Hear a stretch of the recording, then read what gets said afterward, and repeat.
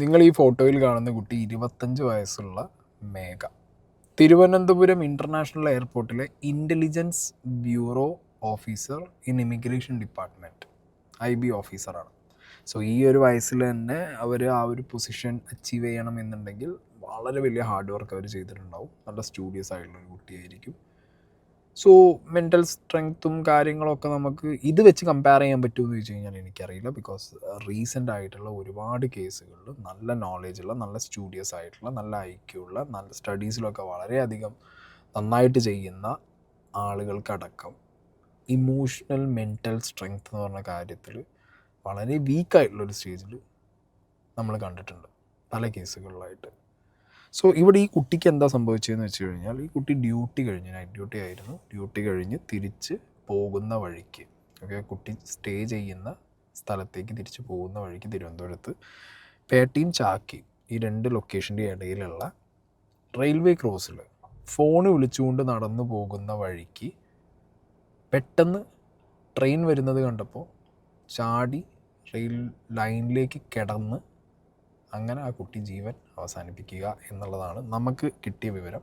തിങ്കളാഴ്ച രാവിലെ 9:15 ബോഡി കണ്ടിട്ടുണ്ടായിരുന്നത്.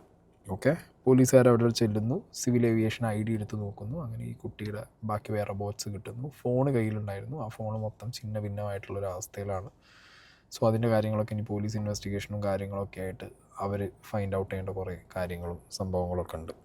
ഇപ്പോൾ ജയന്തി ജനത എക്സ്പ്രസ് എന്ന് പറഞ്ഞ ട്രെയിനിൻ്റെ ഫ്രണ്ടിലേക്കാണ് ഈ കുട്ടി എടുത്ത് ചാടുന്നത്. ആ ട്രെയിനിൻ്റെ ലോക്കോ പൈലറ്റ് കൃത്യമായിട്ടുള്ളൊരു ഇൻഫർമേഷൻ കൊടുത്തിട്ടുണ്ട്. ട്രെയിൻ ഈ കുട്ടിയുടെ അടുത്തേക്ക് അപ്രോച്ച് ചെയ്യുന്നത് വരെ കുട്ടി ഫോൺ വിളിച്ചൊരു സൈഡിലൂടെ പോവുകയായിരുന്നു.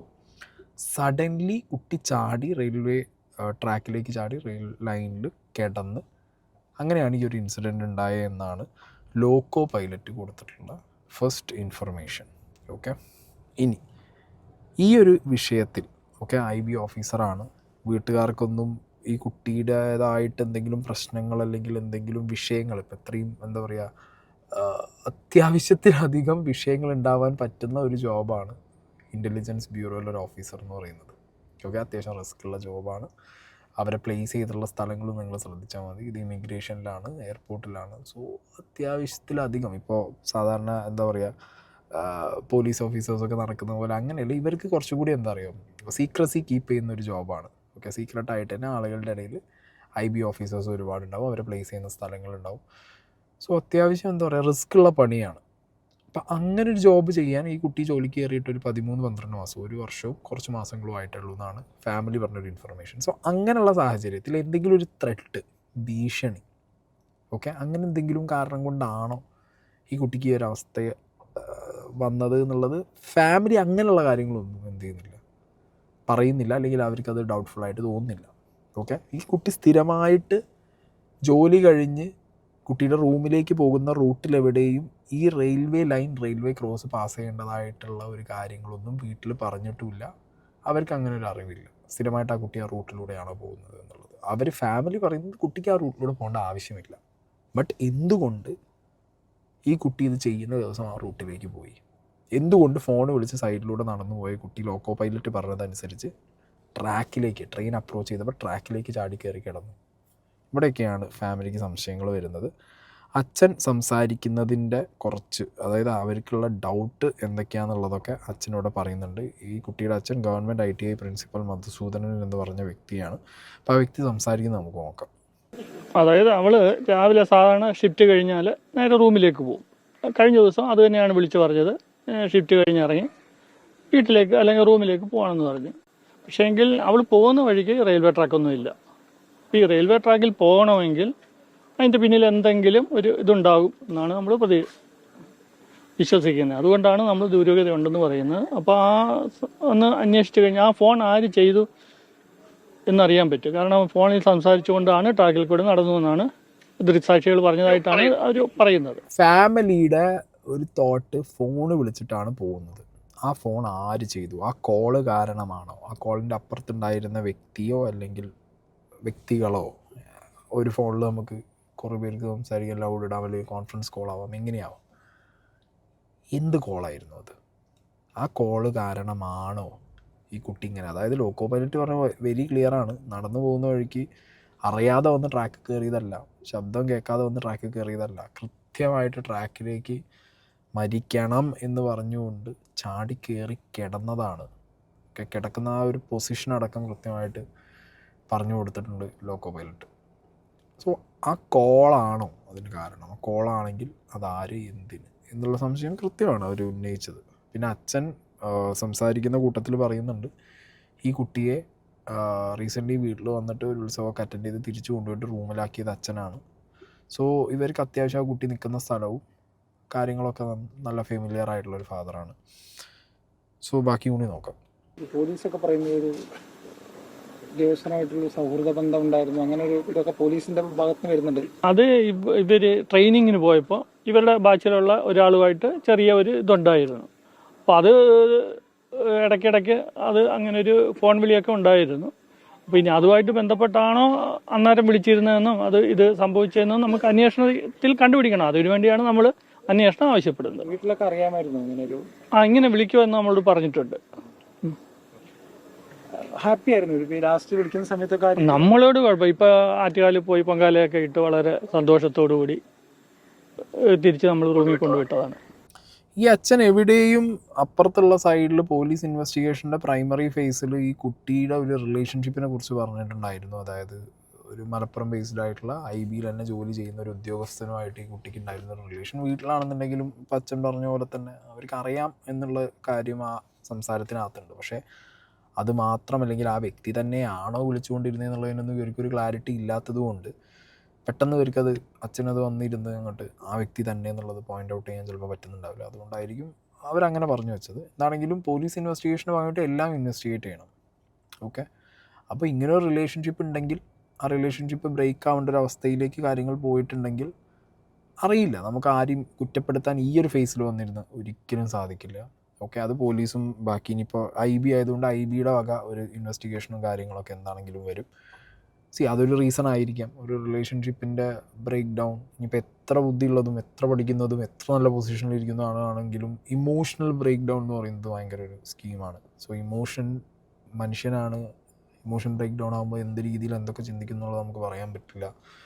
അവിടെ ഇനി എത്ര ബുദ്ധിയുള്ളതും ഇല്ലാത്ത ആളാണെന്നുണ്ടെങ്കിലും ഒരു അൺസ്റ്റേബിൾ സിറ്റുവേഷനാണത്. അതിനകത്ത് ഒരു മനുഷ്യൻ എന്തൊക്കെ കാണിക്കുന്നുള്ളതൊന്നും പറയാൻ പറ്റാത്തൊരവസ്ഥ. സോ മേ ബി അങ്ങനെ ഒരു ഇമോഷണൽ ബ്രേക്ക് ഡൗൺ ഒരു റിലേഷൻഷിപ്പിൻ്റെ ഇതുമായിട്ട് ചുറ്റിപ്പറ്റിയിട്ടുണ്ടായിട്ടുണ്ടോ, അങ്ങനെ വന്നൊരു കോളാണോ, അതോ ഈ കുട്ടിക്ക് എന്തെങ്കിലും ഭീഷണി ഉണ്ടോ? ഓക്കെ, ജോലി സംബന്ധമായിട്ടുള്ള എയർപോർട്ടാണ്, ഇമിഗ്രേഷൻ ഡിപ്പാർട്ട്മെൻറ്റാണ്, എന്തെങ്കിലും ജോലി സംബന്ധമായിട്ടുള്ള പ്രശ്നങ്ങളുണ്ടോ? പിന്നെ അധികം എവിടെയും ആരും ഡിസ്കസ് ചെയ്യാത്ത, ഇതുവരെ ഞാൻ പറഞ്ഞ് കേൾക്കാത്തൊരു ആസ്പെക്റ്റ് എൻ്റെ മനസ്സിൽ തോന്നുന്നത്, ഒപ്പമുള്ളവർ ചതിക്കാൻ നല്ല ചാൻസ് ഉണ്ട്. IB ഓഫീസറാണ്, പല രീതിയിലുള്ള ചതികൾ ഒപ്പമുള്ളവർ തന്നെ വെക്കാം. കാരണം അവർ വേറെ എന്തെങ്കിലുമൊക്കെ ഗ്രൂപ്പിൻ്റെ ഭാഗമായിട്ട് നിൽക്കുന്ന ആളുകളായിരിക്കാം. അങ്ങനെ ഈ കുട്ടിക്ക് എന്തെങ്കിലും ഒരു വിഷയം, എന്തെങ്കിലും ഒരു കേസിൽ സംഭവിച്ചിട്ട് അത് ഈ കുട്ടിയിലേക്ക് വരുമോ എന്നുള്ള പേടി കൊണ്ട് മേ ബി ഈ ഒരു അവസ്ഥ ചെയ്തതാണോ എന്നറിയില്ല. അങ്ങനെ ഒരു കോൾ വരാൻ ചാൻസ് ഇല്ലേ? നിന്നെ ഞങ്ങൾ റെഡിയാക്കി തരാം, ഓക്കെ, ഒപ്പമുള്ളവർ തന്നെ ആരെങ്കിലും, chances are high. May be അങ്ങനെ ആവാനുള്ള ചാൻസ് ഉണ്ട്. ഇതിൽ ബന്ധുവായിട്ടുള്ളൊരു വ്യക്തി കുറച്ച് കാര്യങ്ങൾ പറയുന്നുണ്ട്. അപ്പോൾ കുട്ടി നല്ല ബ്രില്യൻ്റ് ആയിരുന്നു. അതുകൊണ്ട് തന്നെ ഇത് പെട്ടെന്ന് ഞങ്ങൾക്ക് അറിഞ്ഞപ്പോൾ തന്നെ ഞെട്ടലായിരുന്നു. അപ്പോൾ ആ നിലയ്ക്ക് ഇന്നൊരു ദിവസമേ ആവുന്നുള്ളൂ. IBയും പേട്ട സ്റ്റേഷനിലും ഞങ്ങൾ പരാതി നൽകിയിട്ടുണ്ട്. അവർ അന്വേഷണം നടത്തുന്നുണ്ട്. ആ അന്വേഷണത്തിൻ്റെ തുടർ നടപടി എങ്ങനെയാണെന്ന് അനുസരിച്ചാണ് മുന്നോട്ടുള്ള പോകാൻ തീരുമാനിച്ചിരിക്കുന്നത്. ശാസ്ത്രീയമായിട്ട് പരിശോധിക്കണം. കുട്ടി അലട്ടുന്ന നല്ല പ്രശ്നങ്ങളുണ്ടായിരുന്നു? അങ്ങനെ ഉണ്ടാവാൻ ചാൻസ് ഇല്ല. കാരണം നിരന്തരം കുട്ടിയുടെ റിലേറ്റീവ് ഒരുപാട് തിരുവനന്തപുരത്തുണ്ട്, ഇതിനോട് സമീപമുണ്ട്. കുട്ടി താമസിക്കുന്ന തന്നെ എയർപോർട്ടിനോട് ഫ്രണ്ടിലാണ്, അപ്പോൾ വളരെ ദൂരമില്ല. പിന്നെ നിരന്തരം ബന്ധപ്പെടുന്നുണ്ട്. ഈ ഡ്യൂട്ടി സമയത്ത് മാത്രമേ ഉള്ളൂ ഫോൺ ഉപയോഗിക്കാനൊക്കെ. അല്ലാത്ത സമയത്തല്ല. ഈ രാവിലെ തന്നെ കുട്ടി 7:30 അമ്മയെ വിളിച്ചിട്ടുണ്ട്. അമ്മയെ വിളിച്ച സംസാരത്തിൽ ഒരു വ്യത്യസ്തതയൊന്നും തോന്നിയില്ല. അമ്മയോട്ട് സംസാരിച്ചപ്പോൾ നമുക്ക് അങ്ങനെ മനസ്സിലാക്കാൻ കഴിയുന്നത്. അത് കഴിഞ്ഞുള്ള കാര്യങ്ങളാണ് നമുക്കും അറിയാൻ വയ്യാത്തത്. അവൾ എന്തൊക്കെയോ മാനസിക സംഘർഷം ഉള്ളതുപോലാണ് എനിക്ക് തോന്നിയിട്ടുള്ളത്. അപ്പം ഞാൻ വിചാരിച്ചു അവൾക്ക് പനിയോ മറ്റു കാര്യങ്ങളോ ഒക്കെ ആയിരിക്കും എന്ന് വിചാരിച്ച് ഇരിക്കുകയായിരുന്നു. ഒരു സംശയം എന്ന് പറഞ്ഞു കഴിഞ്ഞാൽ ഞാൻ വിചാരിച്ചു പിന്നെ അവൾക്ക് ജലദോഷവും പനിയൊക്കെ കൂടെ വരുമല്ലോ, അതിൻ്റെ ഒരു ഇതാണെന്ന് വിചാരിച്ചു. ഇവള് ആ ഉത്സവം കഴിഞ്ഞപ്പോൾ ഉടനെ തന്നെ ഇവിടെ തിരിച്ചു പോവുകയും ചെയ്തു. ഓക്കെ, അപ്പോൾ ബന്ധുക്കളായിട്ടുള്ള വ്യക്തികൾ പറഞ്ഞ 2 ക്ലിപ്പാണ് ഞാനിവിടെ വെച്ചത്. അതിൽ ഒരാൾ പറഞ്ഞ് ജലദോഷം പനി വരുമ്പോൾ മാനസിക സംഘർഷം, ഐ ഡോണ്ട് നോ അത് എത്രത്തോളം ഇനിയിപ്പോൾ മരണശേഷം അങ്ങനെ ഒരു തോന്നൽ വന്നത് അവിടെ പറഞ്ഞു എന്നുള്ളതാണോ എന്നറിയില്ല. ഒരാൾ പറയുന്നത് പ്രത്യേകിച്ച് ഒരു കുഴപ്പമില്ല, ഓക്കെ, വീട്ടുകാരൊക്കെ ആയിട്ട് ഹാപ്പി ആയിട്ട് സംസാരിക്കുന്നതാണ്. ഡ്യൂട്ടിയുടെ ആ ഒരു ടൈമിൽ രാവിലെ വീട്ടിലേക്ക് വിളിച്ചിട്ടുണ്ടായിരുന്നു. ഫാമിലിയൊക്കെ അടുത്ത് തന്നെയാണ്. തിരുവനന്തപുരത്ത് ഒരുപാട് പേരുണ്ട്. ഡ്യൂട്ടി സമയത്ത് മാത്രമേ ഫോൺ ഉപയോഗിക്കാൻ പറ്റാത്തുള്ളൂ, അല്ലാത്ത സമയങ്ങളിൽ വിളിക്കാറുണ്ട് റിലേറ്റീവ്സിനൊക്കെ എന്ന് പറയുന്നു. ഒരാൾക്ക് ഇത്രത്തോളം ഒരു മെൻ്റൽ എന്താ പറയുക, ഒരു അൺസ്റ്റേബിൾ ഫേസിലേക്ക് വരണം എന്നുണ്ടെന്നുണ്ടെങ്കിൽ അത് ലൈക്ക് ആ ഒരു ഇൻസ്റ്റൻറ്റിൽ അങ്ങോട്ട് നടന്ന സംഭവമായിരിക്കില്ല. അപ്പോൾ അച്ഛൻ പറഞ്ഞൊരു കാര്യം കണക്ട് ചെയ്യുന്നത്, സ്ഥിരമായിട്ട് ഈ കുട്ടി പോയി വരുന്ന റൂട്ടിൽ എവിടെയും റെയിൽവേ ട്രാക്കില്ല. സോ റെയിൽവേ ട്രാക്കും അതും ലക്ഷ്യം വെച്ച് ആ കുട്ടി ആദ്യമേ പോകണമെന്നുണ്ടെങ്കിൽ ഇതിനൊരു ബിൽഡപ്പ് കാണും. ഓക്കെ, നടന്ന ഒരു ഇൻസിഡൻറ്റോ അല്ലെങ്കിൽ ഇങ്ങനെ ഈ കുട്ടിയെ ചെയ്യാൻ എന്താ പറയുക പ്രേരിപ്പിച്ച ഒരു കാരണം അത്രയും സ്ട്രോങ് ആയിരിക്കണം. ഇപ്പോൾ ഒരു റിലേഷൻ ബ്രേക്കായി അതിൻ്റെ മുകളിൽ വരുന്ന സംഗതികൾ മേ ബി അതുകൊണ്ട് വരുന്ന ചില ഭീഷണികളൊക്കെ മേ ബി എന്ത് ചെയ്യാം, വീട്ടുകാരോട് ചിലപ്പോൾ ഷെയർ ചെയ്യാൻ പറ്റാത്തൊരു സിറ്റുവേഷൻ വന്നിരിക്കാം. അങ്ങനെ ചിലപ്പോൾ ചാൻസ് ഉണ്ട്. അല്ലാത്ത പക്ഷം വീട്ടുകാരോടോ അല്ലെങ്കിൽ ഇത്രത്തോളം ഫാമിലിയായിട്ട് കണക്ട് ചെയ്തിരിക്കുന്ന ഒരു കുട്ടിക്ക് അങ്ങനെ അത് ഫാമിലിയോട് ഷെയർ ചെയ്യാതെ പോവുമോ, റിലേറ്റീവ്സിൽ ആരോടെങ്കിലും ഒന്ന് ഷെയർ ചെയ്യാതെ പോവുമോ, ഫ്രണ്ട്സിനോടെങ്കിലും റിലേഷൻഷിപ്പിൻ്റെ കാര്യമാകുമ്പോൾ. അല്ല ഇനി വർക്ക് റിലേറ്റഡ് ആയിട്ട് വരുന്ന വല്ല ത്രെട്ടും കാര്യങ്ങളൊക്കെ ആണെങ്കിൽ ഓബ്വിയസ്ലി കൊലീഗ്സിനോട് അത് ഷെയർ ചെയ്യും. കൊലീഗ്സിൽ തന്നെ ചില ആളുകൾ ചിലപ്പോൾ എന്തെങ്കിലുമൊക്കെ എടുത്തിട്ട് വെച്ച പണിയാണെന്നുണ്ടെങ്കിൽ അപ്പം എന്ത് ചെയ്യും, പേടി വരും അല്ലേ. ചെയ്യുന്ന ജോലിയിൽ ഓൾറെഡി എല്ലാവരും അത്യാവശ്യം ഒരു IB എന്നൊക്കെ പറയുമ്പോൾ നല്ല പൊസിഷനാണ്, ആൻഡ് അത്യാവശ്യം ഡീൽ ചെയ്യുന്ന കാര്യങ്ങളും ഭയങ്കര റിസ്ക് പിടിച്ച പരിപാടികളാണ്. സോ അവിടെ എന്തെങ്കിലും ചതി പറ്റിയ കുട്ടിക്ക് അതാരോടും പറയാൻ പറ്റാത്തൊരവസ്ഥയാണെന്നുണ്ടെങ്കിൽ എന്ത് ചെയ്യും, അങ്ങനെ ആവാൻ ചാൻസ് ഉണ്ട്. Let see. ഞാൻ പോലീസ് അന്വേഷണവും കാര്യമൊക്കെ നടക്കട്ടെ. ഇതിലിപ്പോൾ ആ ബന്ധു പറഞ്ഞൊരു കാര്യമുണ്ട്, ഭയങ്കര ഇൻ്റലിജൻ്റ് ആയിരുന്നു, നല്ല പഠിക്കുന്ന കുട്ടിയായിരുന്നു, നല്ല ബുദ്ധിയുള്ള കുട്ടിയായിരുന്നു. മനുഷ്യനാണ്, ബുദ്ധി കൂടിയാലും കുറഞ്ഞാലും എങ്ങനെയാണെങ്കിലും ഇമോഷണലി നമ്മളെ വീക്കാക്കുന്ന എന്തെങ്കിലും ഒരു കാര്യം മതി, എന്ത് സംഭവിക്കാം.